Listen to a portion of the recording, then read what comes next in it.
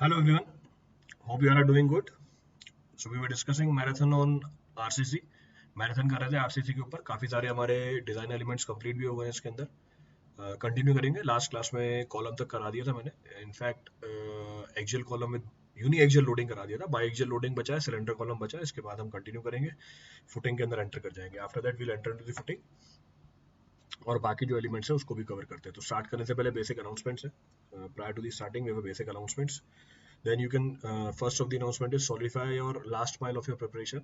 आप अपनी जो लास्ट माइल है प्रिपरेशन की उसको सॉलिडिफाई कर सकते हैं गेट और ईएससी के लिए।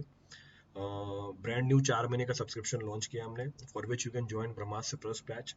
वो जो प्राइसिंग है बहुत ही मिनिमल रखी हुई है, इसके ऊपर आपको 20% ऑफ ही मिल जाएगा। In this you can get the 20% off also. Next point of reference, no cost E M I is also available. इस पे आप 0% इंटरेस्ट पे ई एम आई भी स्टार्ट करा सकते हैं। देन ब्रह्मास्त्र के लिए गेट 2023 के लिए बायलिंगुअल बैच लॉन्च कर दिया 1 अक्टूबर को। मैंने ही स्टार्ट किया था इसमें। I be taking one subject also in this batch, F M N O C F. Next strategy session हो गई मेरी इस ब्रह्मास्त्र प्लस बैच के लिए। अच्छा, यूएसपी क्या है इस बैच की? डेली डाउट सॉल्विंग क्लासेस होंगी इसके अंदर, डेली प्रैक्टिस होगा थ्रू डीपीपी। स्पेशल बैच है, एक्सक्लूसिव लाइव क्लासेस हैं, practice and strategy session bye top educators, study material है नोट्स और वेब दोनों के लिए। टेस्ट सीरीज है curated by the top educators. जो हमारे टॉप रेटेड 1111 क्वेश्चन है वो भी आपको मिल जाएंगे इसके अंदर। गेट के पीवाईक्यू भी कराएंगे, सब्जेक्ट की आपको वर्कबुक भी मिल जाएंगी। देन स्ट्रक्चर्ड शेड्यूल मिलेगा क्लासेस का आपको, कॉम्प्रिहेंसिव और इन डेप्थ कवरेज भी मिल जाएगी आपको। You will get the comprehensive and in depth coverage also. चलो next, what the USP of Brahmastra and Brahmastra plus batch. Course completion तो दोनों में ही हो रहा है, सब्जेक्ट बाय टॉप एजुकेटर्स हैं। पर ब्रह्मास्त्र प्लस में क्या है, डाउट सॉल्विंग मिल जाएगी आपको, डीपीपी मिल जाएगी, special batch exclusive live class मिल जाएगा, प्रैक्टिस और स्ट्रेटेजी सेशन मिल जाएंगे, स्टडी मटेरियल मिल जाएगा, टेस्ट सीरीज मिल जाएगी, पैरामाउंट क्वेश्चंस मिल जाएंगे, गेट के पीवाईक्यू मिल जाएंगे, स्ट्रक्चर्ड क्लासेस मिल जाएंगी। देन सितंबर 22 को एक बैच लॉन्च किया था हमने, विजन बैच। जो टॉपिक स्टार्ट किया था उसके अंदर वो हमारा स्ट्रेंथ ऑफ मटेरियल है। Topic that we started is strength of material. Next point of reference, GATE 23 is less than 6 month away. In fact अब तो 4 महीने बचे हुए हैं, तो you can boost your preparation. आप अपनी प्रिपरेशन को बूस्ट कर सकते हैं by going for the iconic batch over a minimal cost. Minimal cost पे आप आइकॉनिक बैच में एनरोल कर सकते हैं। तो ये तो हमारे होगा बेसिक अनाउंसमेंट्स। अब आगे बढ़ते हैं मेरे ख्याल से जितना मुझे ध्यान है। कंप्रेशन मेंबर के अंदर मैंने आपको यूनी एक्सियल बेंडिंग बता दी थी, और इंटरेक्शन चार्ट एक्सप्लेन करके दे दिया था। ये मेरा लास्ट पॉइंट था डिस्कशन का।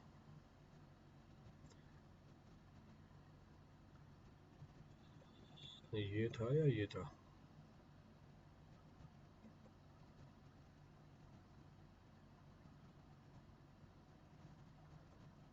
इंटरेक्शन चार्ट एक्सप्लेन कर दी थी आपको। हाँ, डिजाइनिंग करनी थी मेरे को। Designing was to be done.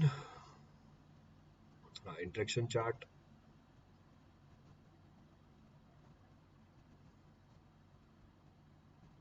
चलो मैं ये मान के चलता हूँ कि यूनी एक्सियल मूवमेंट वाला केस भी नहीं कराया। मैं मान के चलता हूँ यूनी एक्सियल मूवमेंट वाला केस भी नहीं कराया। इसको भी रिपीट कर दूंगा, ज़्यादा नहीं है, 2 ही स्लाइड्स हैं, तो रिवीजन भी हो जाएगा आपका। मेरे को भी ध्यान नहीं आ रहा कि लास्ट क्लास में कहाँ तक किया। हाँ, तो मैं इंटरेक्शन चार्ट को एक्सप्लेन कर चुका हूँ। तो इंटरेक्शन चार्ट को यूज़ कैसे करना है आपको यूनी एक्सियल मूवमेंट और बाई एक्सियल मूवमेंट के लिए, उसकी डिस्कशन हम करेंगे यहाँ पे। चलो बढ़िया, स्टार्ट करते हैं डिस्कशन को। Start of the discussion.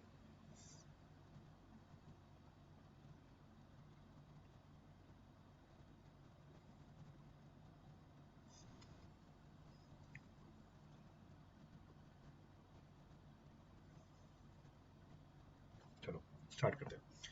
तो सबसे पहला पॉइंट क्या बोल रहा है, आपको उस कॉलम की डिजाइनिंग करनी है जो एक्सियली लोडेड है और साथ में यूनी एक्सियल मूवमेंट भी है। So design of an axially loaded column with uniaxial movement.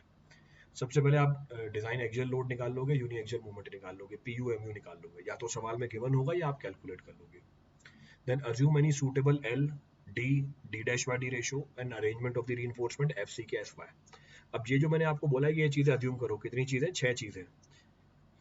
According to me पिछले जो भी प्रॉब्लम्स आए हैं 6 में से 4-5 चीजें आपको दे देगा। एक दो ही अज्यूम करनी पड़ती है, सारी अज्यूम नहीं करनी पड़ती है आपको। Then you will calculate P U upon F C K B D, M U upon F C K B D square. तो वाई एक्सेस और एक्स एक्सेस कैलकुलेट कर ली, वाई ऑर्डिनेट एक्स ऑर्डिनेट जो भी था हमारा। फिर जो भी आपका सूटेबल इंटरेक्शन चार्ट है SP16 से उठाओगे, जो भी आपका इंटरेक्शन चार्ट है SP16 का उसको उठाओगे, depending upon D dash by D ratio, L and D, arrangement of the reinforcement. अब पीयू और एमयू की जो वैल्यू आई उसके करस्पॉन्डिंग आप क्या करोगे, इंटरेक्शन चार्ट को सेलेक्ट करोगे, इंटरेक्शन चार्ट के ऊपर जो भी पीटी बाय एफसीके की वैल्यू आई उसको पिक कर लोगे। whatever value of PT by FCK comes out, you will pick that value। अब वो वैल्यू आपने उठा ली, उसके करस्पॉन्डिंग आप क्या निकालोगे, परसेंटेज ऑफ सील निकाल लोगे। परसेंटेज ऑफ सील निकल के आ गई, you will calculate the number of bars assuming any diameter, number of bars निकाल लोगे कोई सा भी साइज अज्यूम करके। इसके बाद आपको ट्रांसवर्स रीइंफोर्समेंट देनी है, चेक लगाने ट्रांसवर्स रीइंफोर्समेंट के, you have to apply the check for the transverse reinforcement designing complete. तो लास्ट क्लास में हमने आपको बताया था इसकी डिजाइनिंग सबसे आसान पड़ती है। हाँ, बताने में थोड़ा बहुत टाइम लग गया, बताने में थोड़ा बहुत टाइम लग गया, पर जब सवाल करोगे 1 मिनट में सवाल खत्म हो जाता है।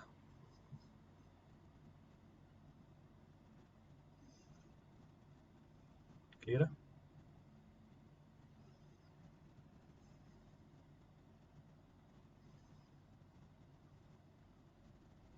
चले आगे,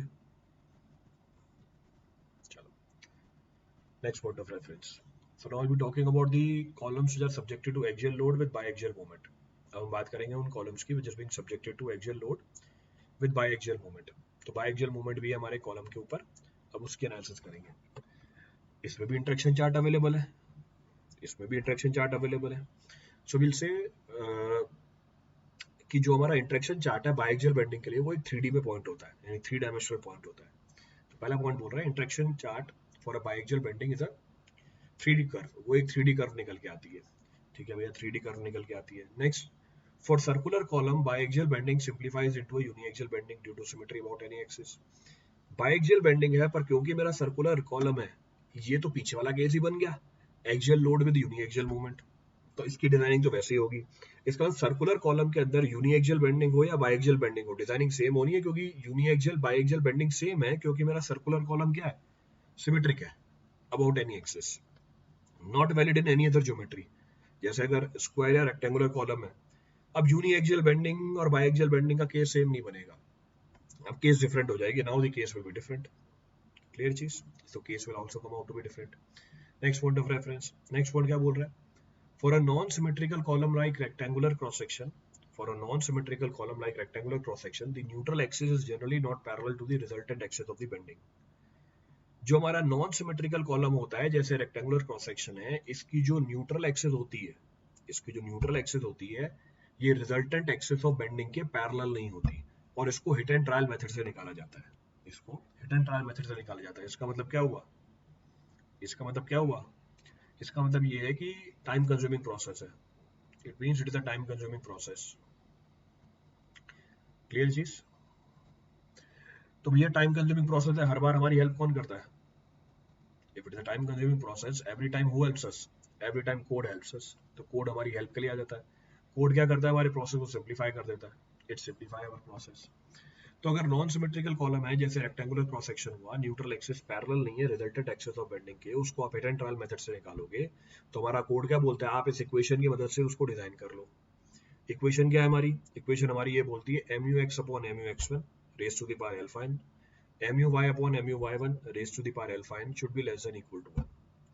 सो mu(x) upon mu(x1) raise to the power alpha n, mu(y) upon mu(y1) raise to the power alpha n should be less than equal to 1।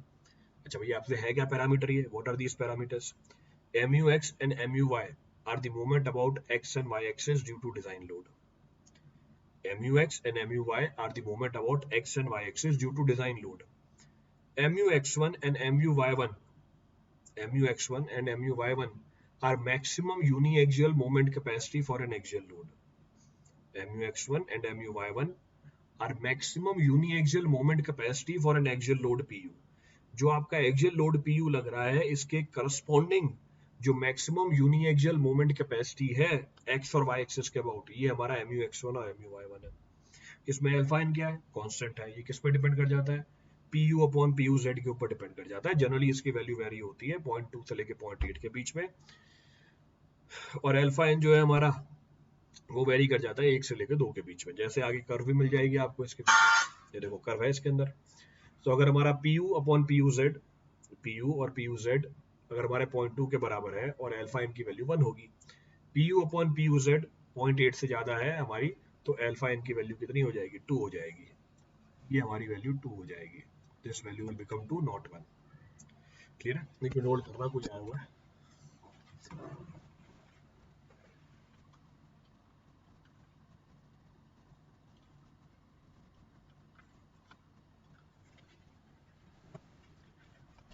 चलो छोड़ो जो भी है। सो क्या डिस्कस कर रहे थे हम डिस्कस ये कर रहे थे कि अगर P U by P U Z 0.2 से कम है तो अल्फा एन की वैल्यू कितनी है, 1 है। तो ये हमारा P U by P U Z, तो P U by P U Z अगर 0.2 या उससे कम है तो हमारी अल्फा एन की वैल्यू कितनी है, 1 है। P U by P U Z अगर 0.2 से लेके 0.8 के बीच में हुआ, P U by P U Z अगर 0.2 से लेके 0.8 के बीच में हुआ, तो ये वेरी करता है लीनियरली, ये वेरी करता है लीनियरली। क्लियर है चीज। Next point of reference, next point क्या बोल रहा है, अगर हमारा P U by P U Z greater than 0.8 है तो अल्फा एन की वैल्यू कितनी है, 2। तो ये कर्व यहाँ से इस तरीके से भी आता है।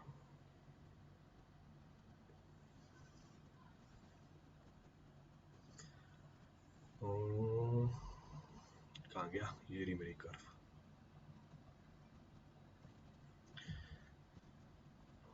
तो P U upon P U Z is more than 0.8, तो अल्फा एन की वैल्यू हमारी 2 हो जाएगी कांस्टेंट।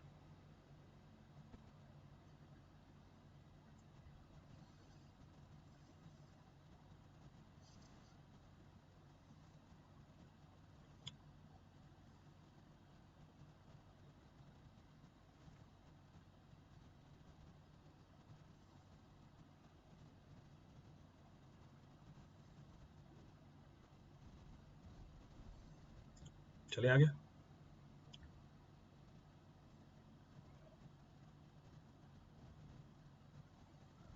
नोट करो फटाफट।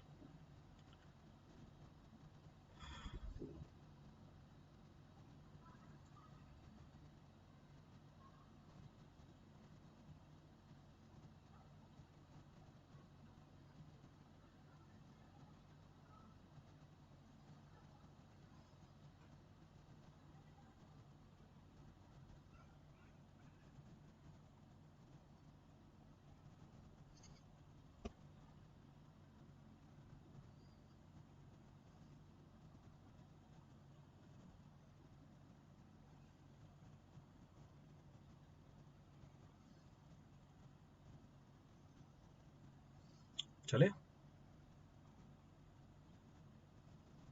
चलिए कंटिन्यू।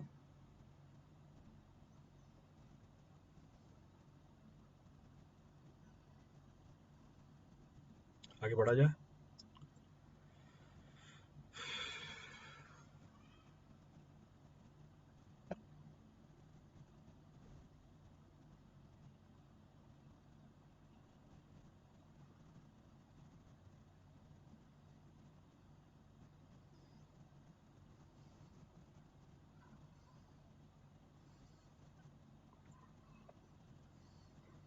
जल्दी करो, जल्दी जल्दी करो, अब टाइम नहीं है इतना हमारे पास।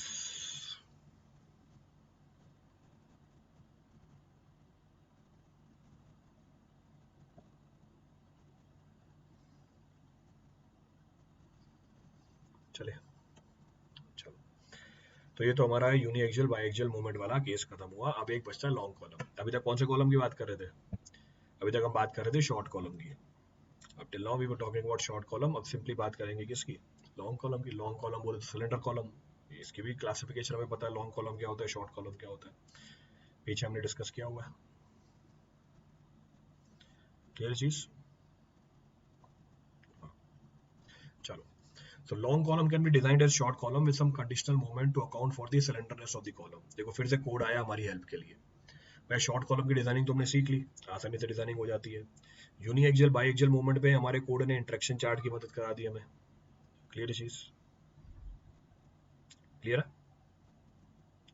नेक्स्ट, अब लॉन्ग कॉलम के अंदर वो थोड़े बहुत क्या करा देता है, मॉडिफिकेशन करा देता है सिलेंडरनेस को अफेक्ट में लेने के लिए।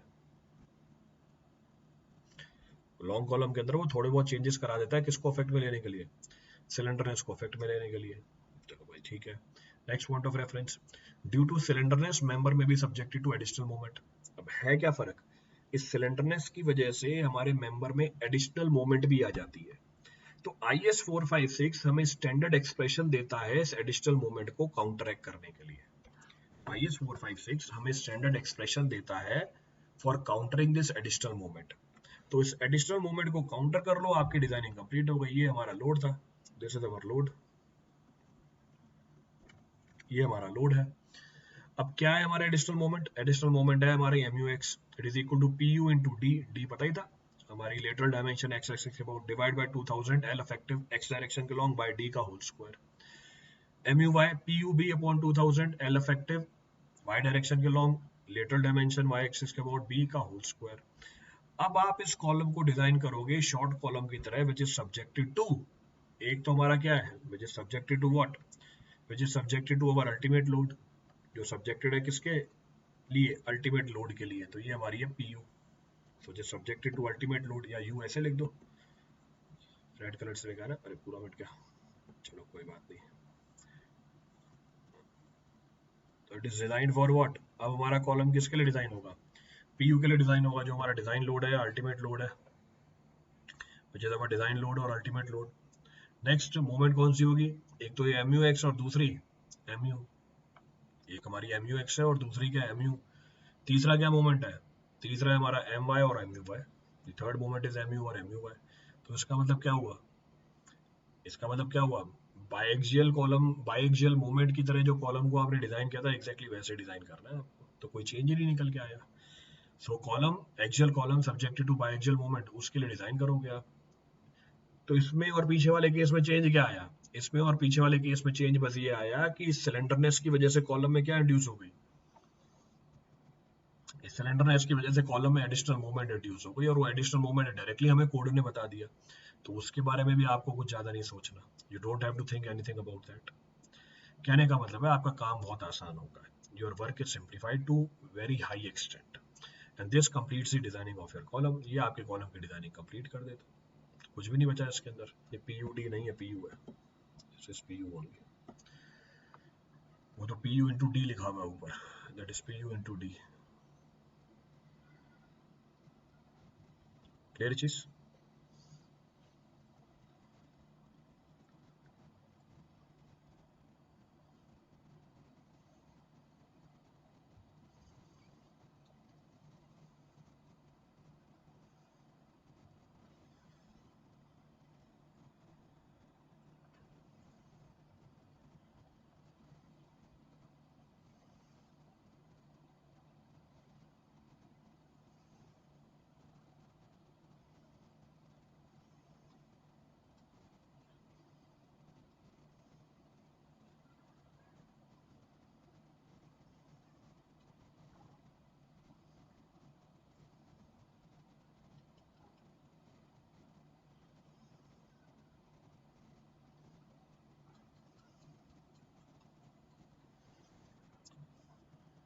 नोट करो फटाफट।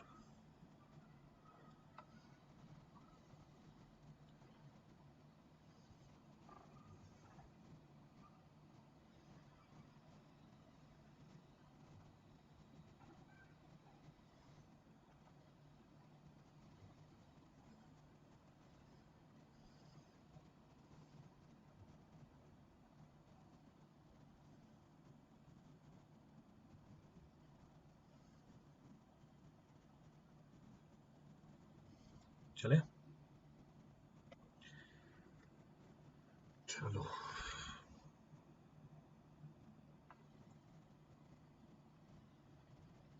Which of the following are the additional movement considered for the design of the cylinder member compression in lieu of deflection in x and y direction? पीछे बताया था अभी।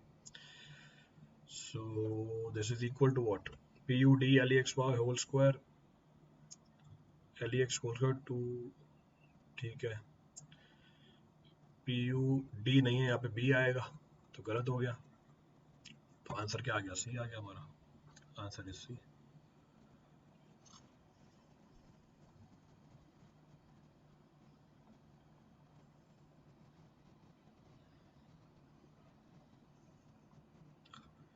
तो पीछे ही आया था, इसमें क्या है भाई। Which one of the following statement is correct? कौन सी स्टेटमेंट सही है? Maximum longitudinal reinforcement in an axially loaded short column is 6% of the gross cross section area. सही बात है. Column with circular sections are provided transverse reinforcement of helical type only. गलत बात है भैया. ये सर्कुलर है तो मैं लेटरल टाइज भी दे सकता हूँ. Spacing of lateral ties cannot be more than 16 times the diameter of the bar. ये कहाँ से आ गई भाई? Wrong statement. Longitudinal reinforcement bar need not be in contact with the lateral ties. गलत बात है. कांटेक्ट में होना चाहिए, तभी वो क्या करेंगे, उसको होल्ड करके रखेंगे.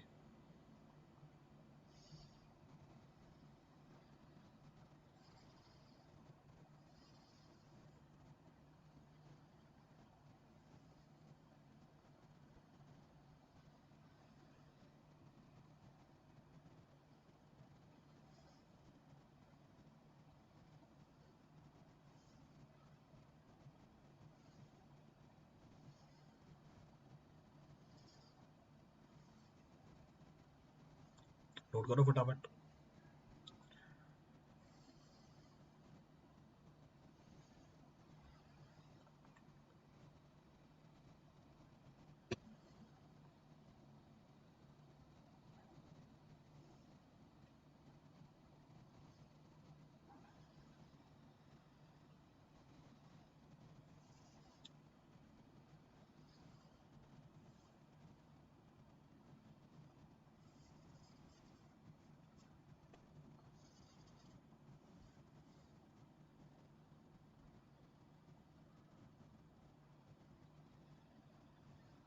जल्दी करो. चलो, नया चैप्टर. और ये आपके आखिरी चैप्टर है हमारे एलिमेंट्स का, जो मेजर एलिमेंट्स है हमारे. बीम कर ली, या स्लैब कर ली, कॉलम कर ली, फुटिंग कर ली. चलो, ओके. अब फुटिंग बची है हमारी, तो फुटिंग को डील करते हैं.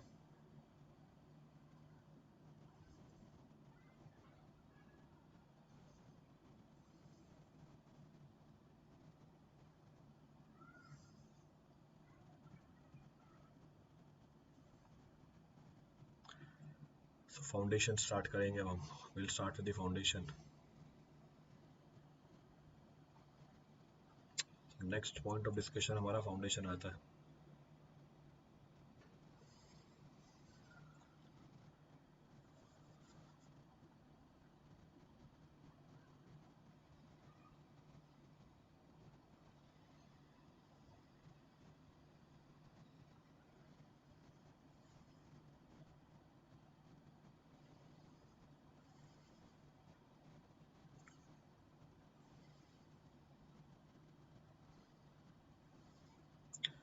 स्टार्ट करें फाउंडेशन.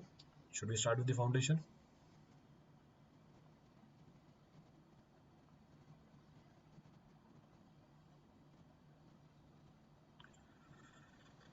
चलो स्टार्ट करते हैं. So will start with the discussion. First point of reference कि भाई फाउंडेशन क्या होता है. What is being termed as foundation? So foundation is a structural element which is below the ground that transfers the load of the superstructure to the soil safely. जो transfer करता है load superstructure का किसके ऊपर? Soil के ऊपर. so that transfers the load of the superstructure to the soil safely. तो foundation एक स्ट्रक्चरल एलिमेंट है जो ग्राउंड के नीचे होती है. तो फाउंडेशन एक स्ट्रक्चरल एलिमेंट है जो ग्राउंड के नीचे होती है और ये ट्रांसफर करती है सुपरस्ट्रक्चर के लोड का किसके ऊपर? सॉइल के ऊपर सेफली. क्लियर चीज? तो ये बात भी समझ में आती है. Next point of reference. अब क्या है क्लासिफिकेशन हमारे फाउंडेशन की? Classification of the foundation is broadly classified into two. Classification क्या कर रहा है? दो पार्ट में क्लासिफाई कर रहा है. पहला शैलो फाउंडेशन है, दूसरा डीप फाउंडेशन है. पहला शैलो फाउंडेशन है, दूसरा क्या है? डीप फाउंडेशन है. अच्छा, इसमें फुटिंग भी मेंशन की जाती है कई बार. इसमें फुटिंग भी मेंशन की जाती है कई बार. और फुटिंग और फाउंडेशन में फर्क क्या है? देखो, फाउंडेशन का वो पार्ट जो डायरेक्टली सॉइल के कांटेक्ट में है उसको हम फुटिंग बोल देते हैं. फाउंडेशन का वो पार्ट जो डायरेक्टली हमारे सॉइल के कांटेक्ट में है, जो अल्टीमेटली लोड को ट्रांसफर करता है, उसको हम फुटिंग बोलते हैं. That is technically termed as footing. Second point of reference. Foundation क्या है? इसके ऊपर वाला जितना भी पार्ट है, यानी कॉलम के नीचे और फुटिंग के ऊपर वाला जितना भी पार्ट है, इसको हम टेक्निकली फाउंडेशन बोल देते हैं। इसको समझाने के लिए एक मैंने बहुत बेसिक एग्जांपल दे सकता हूँ मैं आपको कि हमारी जो लेग है, टांग है, वो हमारी फाउंडेशन है, और जो हमारा पैर है, फीट है, उसको हम क्या बोल देते हैं, फुटिंग बोल देते हैं। That is technically termed as footing. तो जो पाँव का पंजा है वो फुटिंग है, और जो पूरी टांग है उसको हम बोलेंगे फाउंडेशन। क्लियर चीज?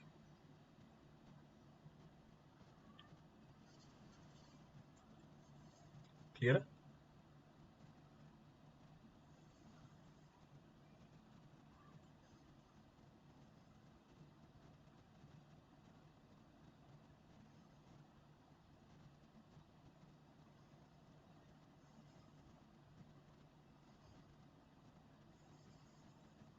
चलिए आगे। चलो, हम डिस्कशन कर रहे थे भैया हमारी फाउंडेशन कितने पार्ट में क्लासिफाइड है। हमारी फाउंडेशन दो पार्ट में क्लासिफाइड है, शैलो फाउंडेशन है, डीप फाउंडेशन है। शैलो फुटिंग है, डीप फुटिंग है, कुछ भी बोल सकते हो। जो हमारी शैलो फुटिंग है ये आगे और 5 पार्ट में क्लासिफाइड है। आइसोलेटेड फुटिंग है, कंबाइंड फुटिंग है, स्ट्रैप फुटिंग है, स्ट्रिप फुटिंग है, राफ्ट और मैट फुटिंग है। डीप फुटिंग में आप वेल फाउंडेशन बोल सकते हो, पाइल फाउंडेशन बोल सकते हो। You can say pile foundation और वेल फाउंडेशन। क्लियर चीज?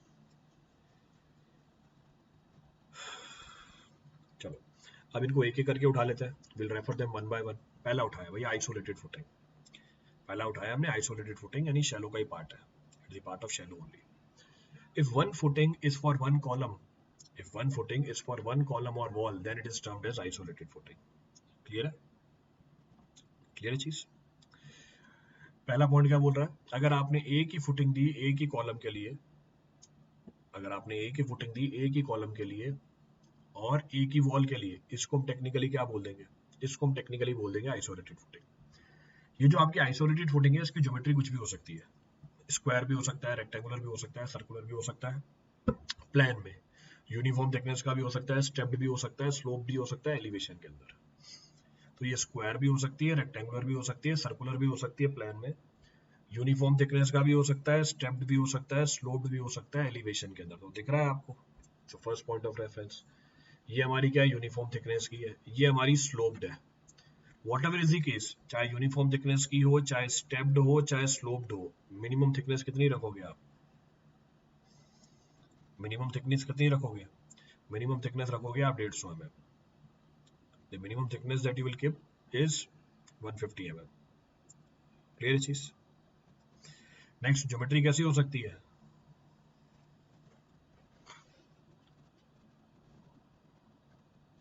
ज्योमेट्री कैसी हो सकती है भैया, रेक्टेंगुलर हो सकती है, सर्कुलर हो सकती है। तो रेक्टेंगुलर है, सर्कुलर है और स्क्वायर भी हो सकती है, that can be square also. Clear चीज? चलो, तो ये तो हमारी आइसोलेटेड फुटिंग हो गई, दिस इज हमारा isolated footing. Next point of reference, आगे बढ़े, कंबाइंड फुटिंग। अब ये कंबाइंड फुटिंग क्या है, व्हाट इज कंबाइंड फुटिंग?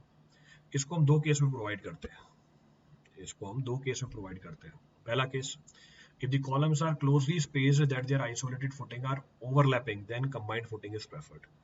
तो देखो दो कॉलम है P1 P2, देखो दो कॉलम है P1 P2, there are two columns P1 P2, समझ में आ रहा है? चलो समझ में आता है, दो कॉलम है P1 P2 हमारे।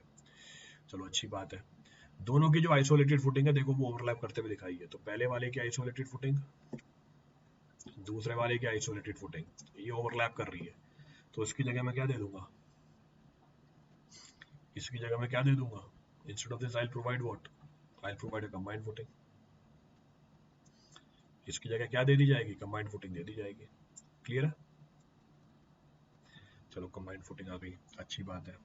नेक्स्ट दूसरा, if the column is placed at the land boundary, अगर मैं कॉलम को प्लेस करूं कहां पे, लैंड की बाउंड्री पे, then its isolated footing is combined with the isolated footing of the other column to get the desired pressure for the economical design, to get the desired pressure for the economical design। अब ये क्या बोल रहा है, अगर आपने column को place किया है बाउंड्री के पास और आपको जो डिजाइन प्रेशर है वो अचीव करना है, आपको जो डिजाइन प्रेशर है वो अचीव करना है, the design pressure is to be achieved, तब आप इसकी आइसोलेटेड फुटिंग कंबाइन कर दोगे किसके साथ, बगल वाले कॉलम के आइसोलेटेड फुटिंग के साथ। then you will combine the isolated footing of this column with the isolated footing of the nearby column, ताकि प्रेशर डिस्ट्रीब्यूशन क्या निकल के आ जाए, ताकि प्रेशर डिस्ट्रीब्यूशन क्या निकल के आ जाए, यूनिफॉर्म निकल के आ जाए। क्लियर है?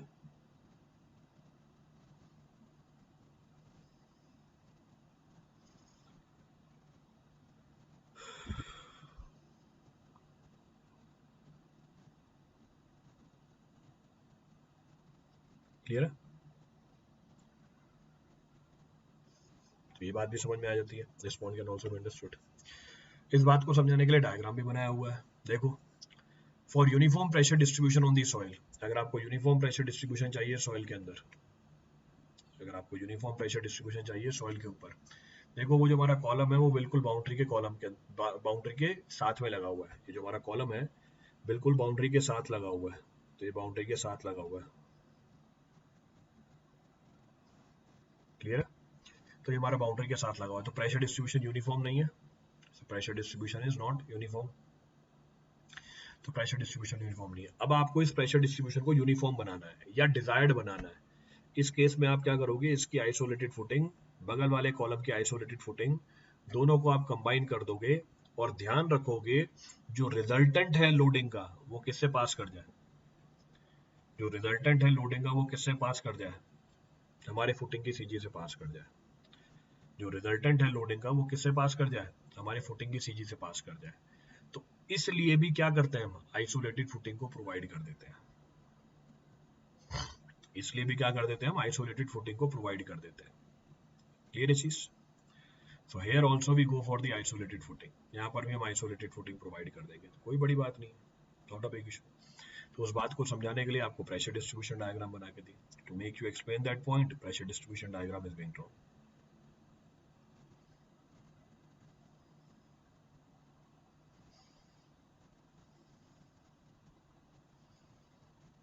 क्लियर है?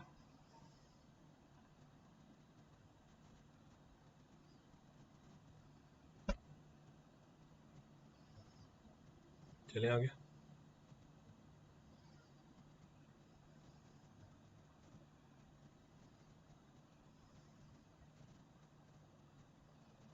Shall we continue?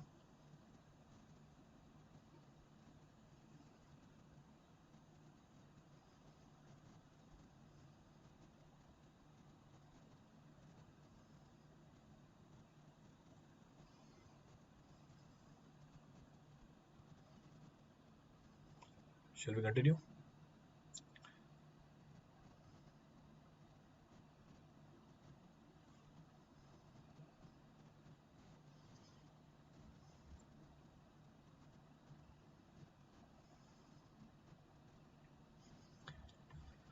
चलो आगे बढ़ते हैं। नेक्स्ट पॉइंट ऑफ रेफरेंस, अभी पीछे वाले केस में दोनों कॉलम का लोड क्या था, पीछे वाले केस में दोनों वाले कॉलम का लोड क्या था, सेम था। चलो दोनों वाले कॉलम का लोड सेम था, इसलिए आपने क्या किया था, इसलिए आपने जो आइसोलेटेड फुटिंग जोड़ी थी दोनों की और जो कंबाइंड फुटिंग निकल के आई थी वो रेक्टेंगुलर निकल के आ गई थी, was coming out to be rectangular.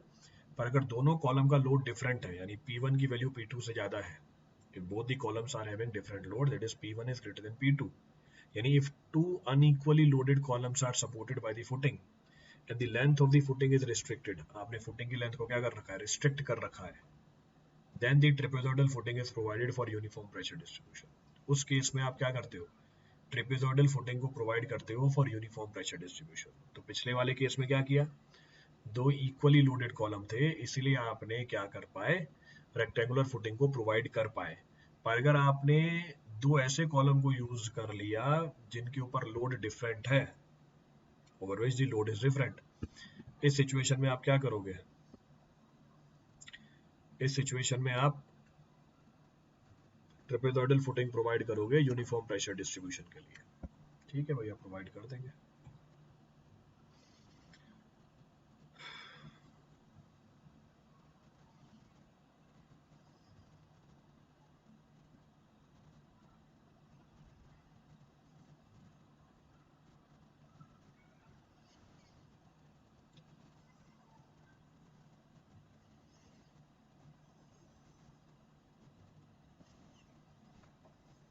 चले आगे।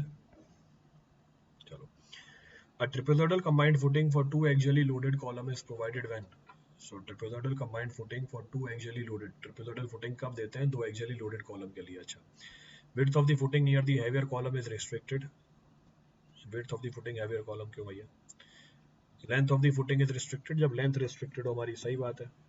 projections of the footing beyond the heavier column are restricted, सही बात है। तो option 2 and 3 is correct।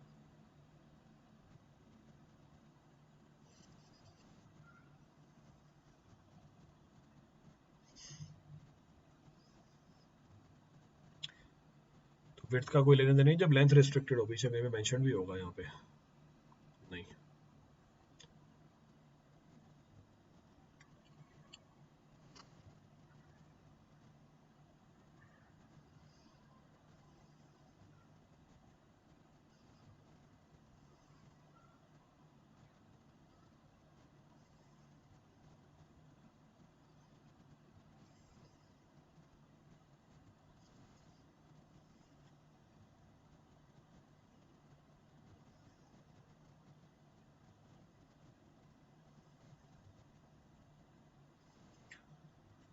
चले,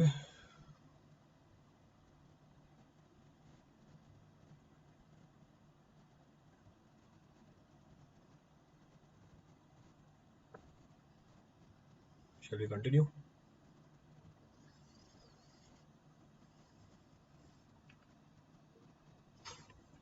चलो आगे बढ़ते हैं। So next of the footing is termed as what, अगली जो फुटिंग अवेलेबल है उसको हम बोल देंगे स्ट्रिप फुटिंग।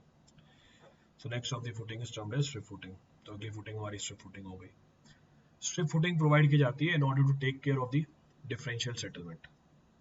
तो स्ट्रिप फुटिंग को प्रोवाइड किया जाता है क्या करने के लिए, डिफरेंशियल सेटलमेंट को अवॉइड कराने के लिए। तो जहां पर डिफरेंशियल सेटलमेंट निकल के आ जाए, अगर आपको उसको अवॉइड करना है, you to go for what, you to go for the strip footing. चलो ठीक है भैया, स्ट्रिप फुटिंग यदि होती क्या है, डायग्राम तो बना ही हुआ है आपके सामने, उसमें तो कोई दो राय नहीं है, डायग्राम साफ साफ दिख रही है। अच्छा, स्ट्रिप फुटिंग है क्या भैया, स्ट्रिप फुटिंग वो फुटिंग होती है जिसकी लंबाई क्या हो, चौड़ाई से बहुत ज्यादा हो, length of which is much more than the, length of which is much more than that what width, तो लेंथ जिसकी विड्थ से बहुत ही ज्यादा है।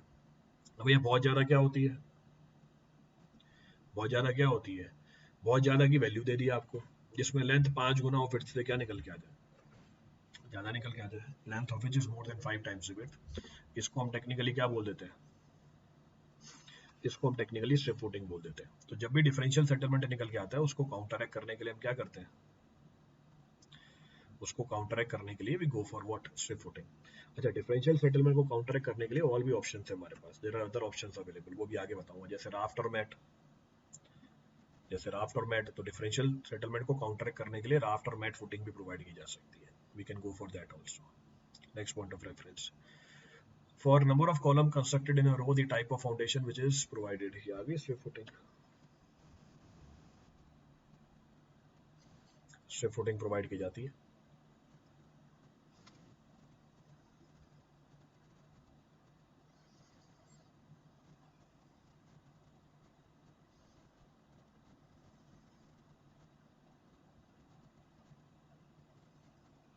चले,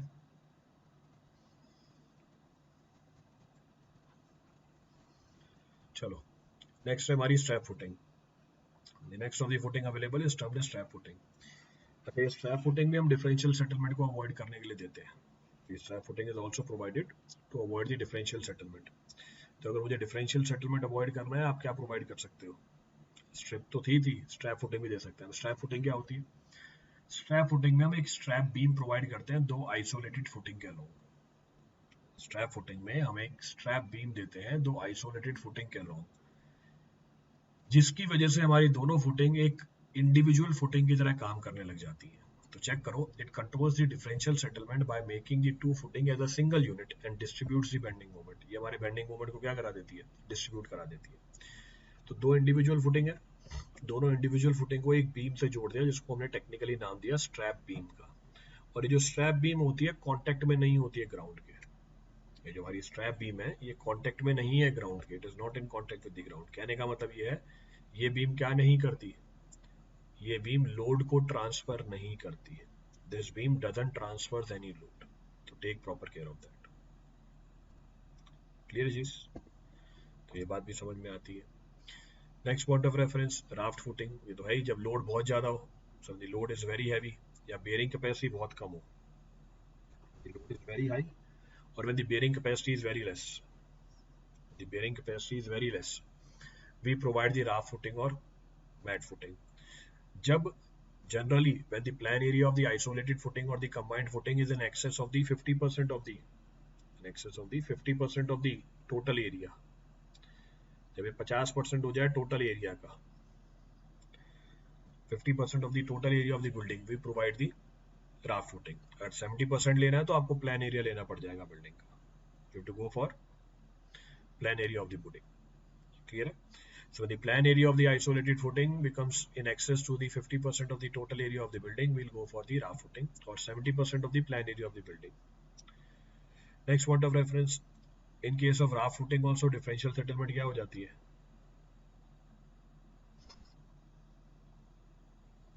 Clear है? So in case of the raft footing differential settlement value क्या मिलेगी, कब मिलेगी आपको?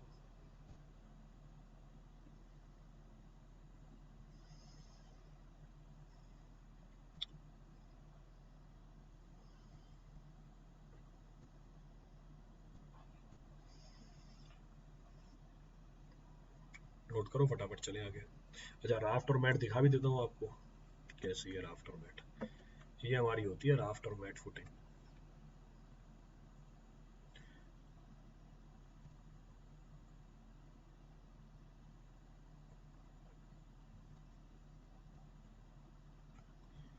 देखो खूब सारे कॉलम की, ये मेरे बीच में एक डायगोनल लाइन बड़ी, उसको इग्नोर करना, भी जाग जाएंगे कुछ। सर ये डायगोनल लाइन क्यों बनाई? ये मैंने आपको अलग अलग कॉलम की प्रोजेक्शन दिखा रखी है। तो जब नंबर ऑफ कॉलम ज्यादा हो तो इंडिविजुअल फुटिंग का एरिया ज्यादा निकल के आ जाएगा। 50% ऑफ द टोटल एरिया से ज्यादा हो, क्या प्रोवाइड कर दो? राफ्ट फुटिंग प्रोवाइड कर दो, provide the raft footing.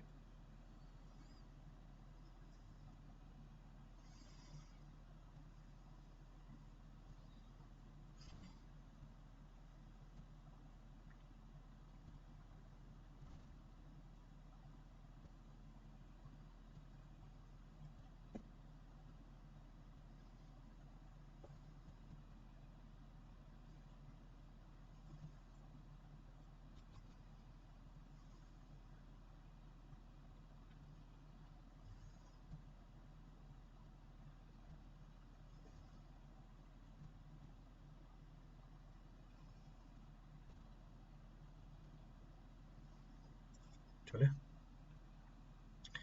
Next point of reference. अब हम बात करेंगे criteria for the design. Now I will be talking about the criteria of the design. क्या क्या डिजाइन क्राइटेरिया हमारे फुटिंग के लिए?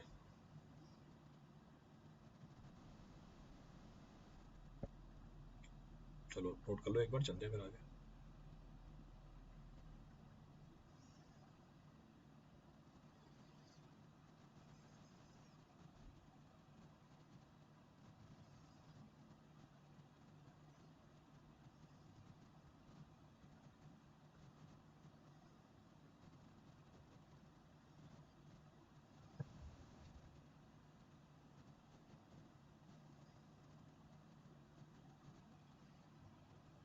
चले,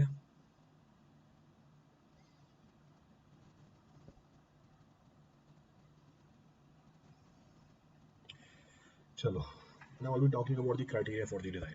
अब क्या क्या क्राइटेरिया हमारे डिजाइन के लिए, एक एक करके उठाते हैं। What are the criteria available for design? पहला, all the foundation must be located at a minimum depth of 0.5 metre below the ground surface।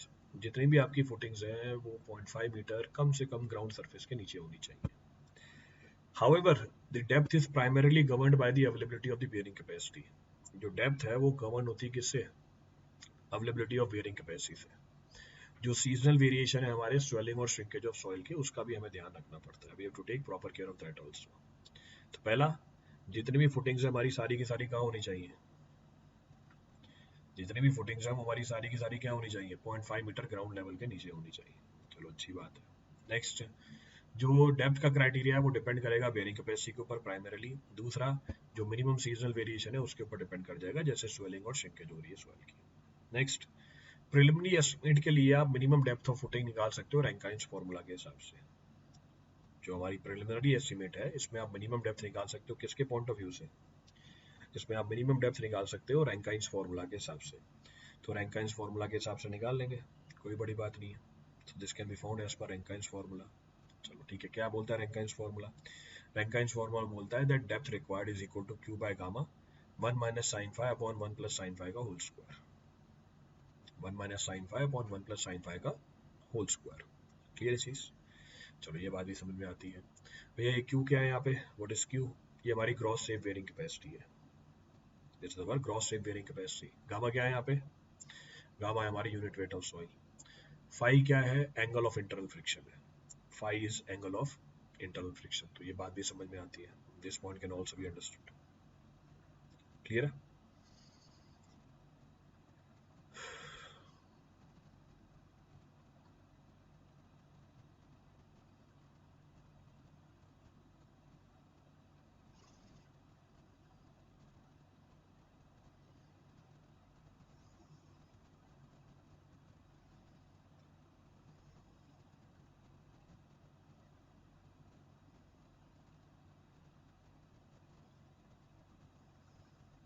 चले आगे।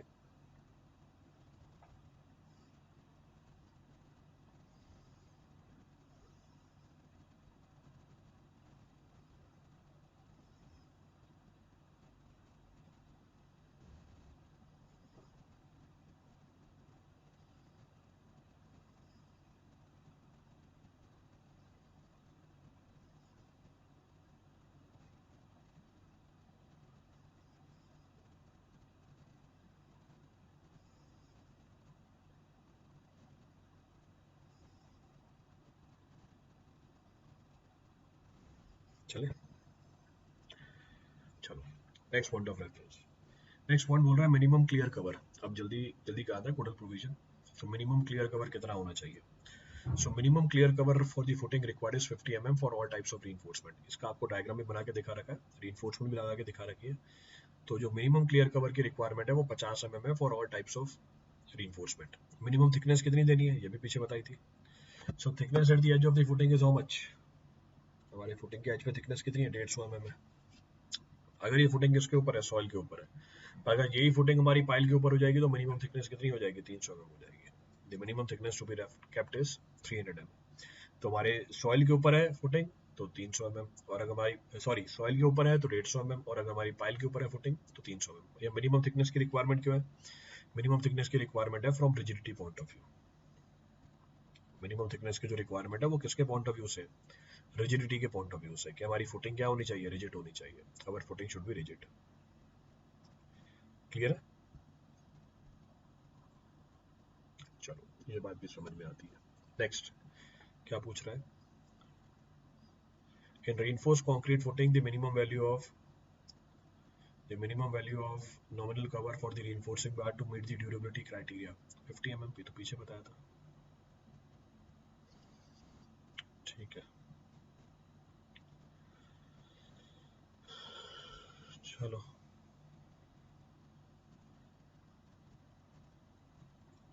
Can be understood.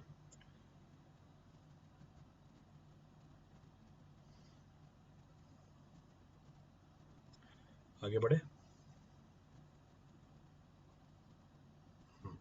आगे बढ़ते हैं। Next point of reference. Next point of reference है भैया critical section क्या है हमारे बेंडिंग का। What the critical section for the bending, इसको भी समझ सकते हैं। So first point of reference,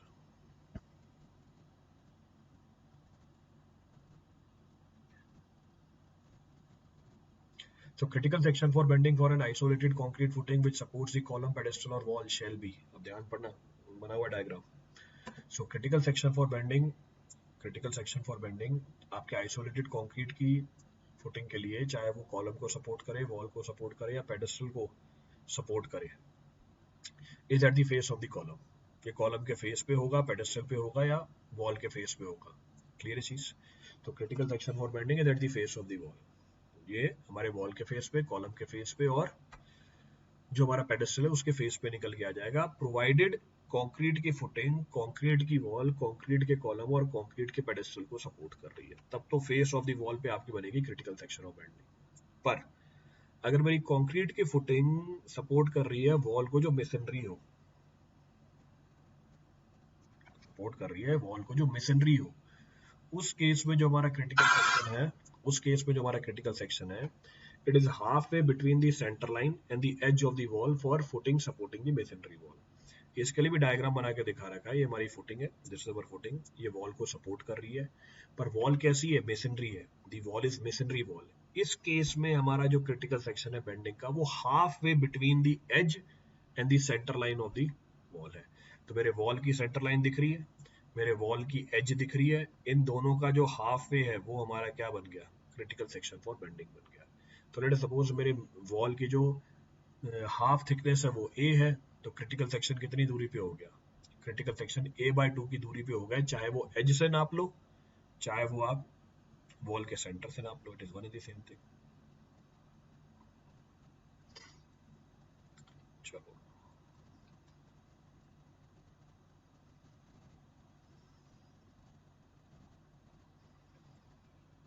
clear है। चलो, the critical section for maximum bending moment in the footing under masonry wall is located. The critical section for maximum bending moment in the footing under masonry wall is located midway between the face and the middle of the wall. Clear है।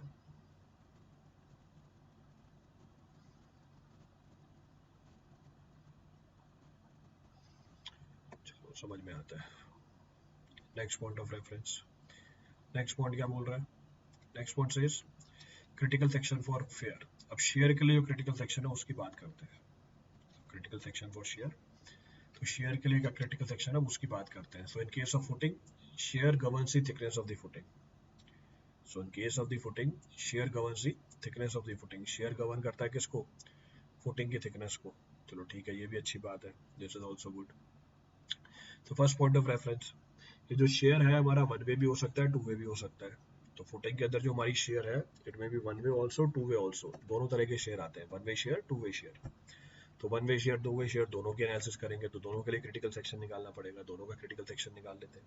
पहला, अगर हम बात करें किसकी, अगर हम बात करें वन वे शेयर की, if we talk about the one way shear, so in case of the one way shear the critical section is at a distance of d from the face of the wall or column when the footing is supported on the soil, अगर footing supported है हमारे soil के ऊपर, और यही critical section हो जाएगा at a distance of d/2 from the face of the wall or column if the footing is on pile, अगर यही footing किसके ऊपर आ जाती है, पाइल के ऊपर आ जाती है।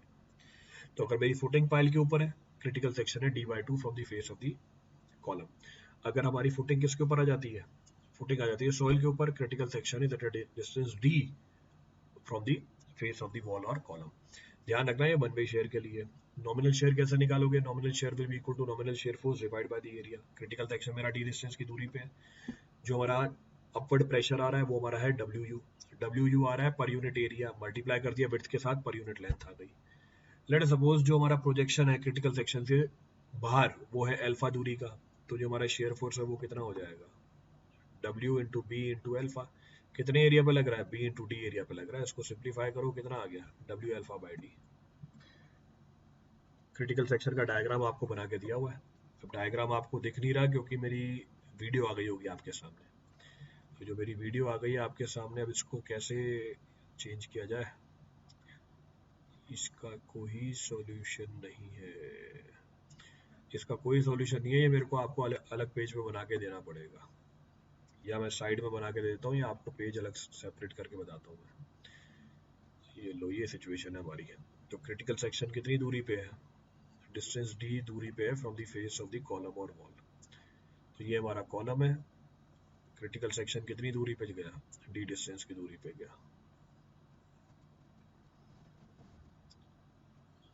क्रिटिकल सेक्शन है d डिस्टेंस की दूरी पे, ये हमारी विड्थ। तो जो लोडिंग निकल के आएगी, अपवर्ड प्रेशर है हमारा WU, मल्टीप्लाई कर दिया B से, तो पर यूनिट लेंथ, और ये हमारा है alpha, this is our alpha. Nominal shear force कितने एरिया पे लग रहा है, B, और हमारा ये प्लान है तो सेक्शन की डेप्थ कितनी है,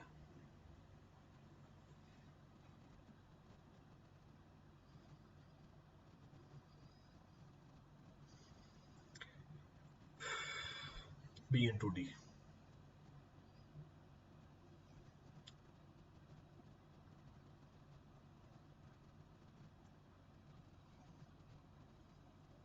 क्लियर है।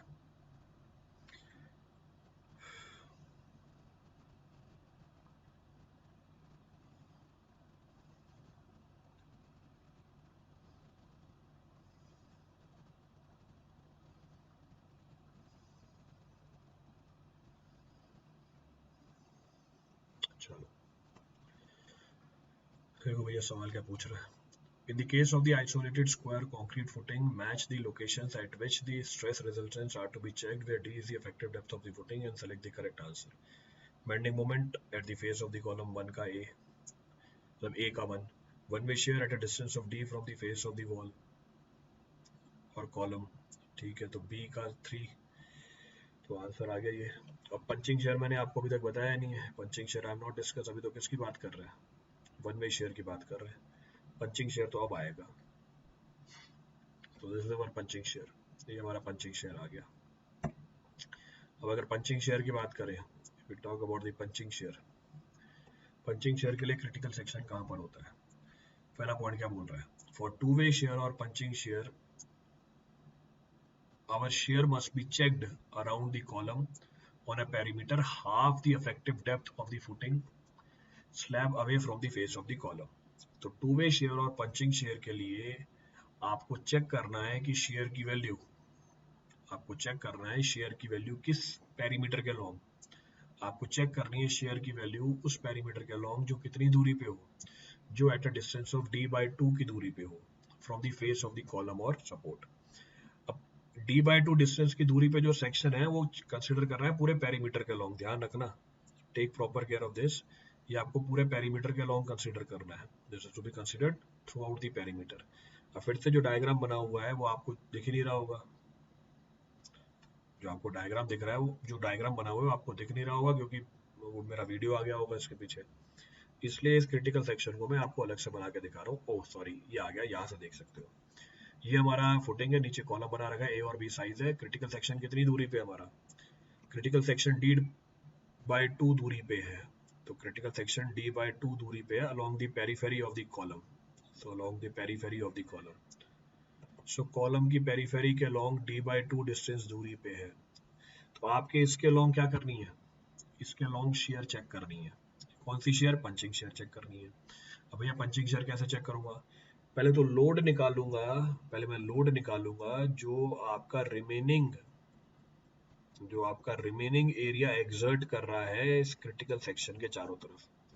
कैसे निकालूंगा, जो आपका लोड पर यूनिट एरिया है उसको मल्टीप्लाई कर दो इस शेडेड एरिया से। अब शेडेड एरिया कैसे निकाला, देखो पूरे कॉलम का एरिया, सॉरी पूरी फुटिंग का एरिया L इंटू बी, और माइनस कर दिया इस क्रिटिकल सेक्शन का एरिया। क्रिटिकल सेक्शन का एरिया कितना हुआ, a प्लस डी और b प्लस डी का multiplication, so a plus D b plus D का मल्टीप्लीकेशन, तो आपकी जो लोड आई पर यूनिट एरिया मल्टीप्लाई किया फुटिंग के पूरे एरिया से minus a plus D b plus B का मल्टीप्लीकेशन निकल के आ गया, ये तो टोटल लोड निकल के आया। अब टोटल लोड कितने एरिया पे लग रहा है चेक करो, ये आपको नीचे वाला डायग्राम चेक करना पड़ेगा, check this diagram which is shown at the bottom. तो मेरे को इस पूरे पेरीफेरी का एरिया निकालना है, पेरीफेरी का एरिया कितना होगा, b plus D into D दो तरफ, a plus D into D दो तरफ, तो twice of a plus D plus b plus D, so twice of a plus D plus b plus D का multiplication d के साथ। Clear है, तो ये हमारी टू वे शेयर निकल के आ गई, ये हमारी टू वे शेयर निकल के आ गई। अब ये जो टू वे शेयर है कम होना चाहिए किससे, K S into tau C dash से, तो हमारी जो टू वे शेयर कैपेसिटी होती है ये होती है K S into tau C dash, जिसमें टाउ सी डैश कितनी है, tau C dash is 0.25 square root of F C K, इसमें टाउ सी डैश कितनी है, टाउ सी डैश है हमारी, tau C dash is equal to 0.25 square root of F C K, चलो ठीक है 0.25 square root of F C K, बात समझ में आती है, can be understood very easily, अच्छी बात है। अब इसमें के एस क्या है, K S is minimum of 0.5 plus beta और 1, इसमें से जो भी वैल्यू क्या निकल के आ जाए, इसमें से जो भी वैल्यू छोटी निकल के आ जाए, तो भैया अभी बीटा क्या है, what is beta, beta is the ratio of shorter dimension of the column to the longer dimension of the column, beta is the ratio of shorter dimension of the column to the longer dimension of the column, इसमें से जो भी value छोटे निकल गया उसको आप क्या मान लोगे, उसको आप के एस मान लोगे, तो K S multiply by tau C dash. तो ये हमारी टू वे शेयर की कहानी हो गई, this is the story of to way share. अब जरूरी नहीं है हर बार जो आपका कॉलम हो वो रेक्टेंगुलर ही निकल के आए, कई बार हमारा जो कॉलम है वो सर्कुलर हो सकता है, ऑक्टागोनल हो सकता है, या किसी और शेप का भी हो सकता है, किसी और शेप का भी तो हो सकता है। तो उस केस के अंदर भैया आप एक कंडीशन कैसे अप्लाई करोगे, उस केस के अंदर आप एक कंडीशन अप्लाई करोगे, जैसे सपोज मेरा सर्कुलर कॉलम है, लेट सपोज ये मेरा सर्कुलर कॉलम है, तो सर्कुलर कॉलम के अंदर आपने स्क्वायर को इंस्क्राइब्ड किया, इस इंस्क्राइब्ड स्क्वायर से d/2 दूरी पे आप जो सेक्शन होगा उसे कंसीडर करोगे, that will be considered. Let suppose मेरा कॉलम क्या हुआ, मेरा कॉलम हुआ हेक्सागोनल। हेक्सागोनल कॉलम के अंदर आप क्या करोगे, आप स्क्वायर को इंस्क्राइब करोगे, तो वहां से निकाल लोगे। So for purpose of calculating the stress in the footing for which supports a circular, octagonal or any other shape of the column, the face of the column or pedestal shall be taken as what? Side of the square inscribed within the perimeter of the circular column. Circular column के अंदर जो आपने square inscribe किया, या octagonal column के अंदर आपने जो स्क्वायर इंस्क्राइब किया, इसकी वॉल से आप d/2 डिस्टेंस कंसीडर कर लोगे, इसकी फेस से आप d/2 डिस्टेंस कंसीडर कर लोगे, हो गई हमारी काम खत्म। तो ये हमारा 2 वे शेयर आ गया, बाकी तो बाद में कर सकते हैं, टाइम भी हो गया हमारा। चलो, thank you everyone, thank you all. Footing continue करेंगे, कोशिश करेंगे कि अगले 2 लेक्चर में हमारी फुटिंग पूरी हो जाए, तो अगले 2 लेक्चर में हमारी फुटिंग कंप्लीट हो जाएगी। In next 2 lectures footing will be completed, फिर बाकी जो मिसलेनियस टॉपिक है उनको भी कंप्लीट किया जाएगा। I will be taking about miscellaneous topics also, तो आपका पूरा सिलेबस हो जाएगा, टेंशन की जरूरत नहीं है।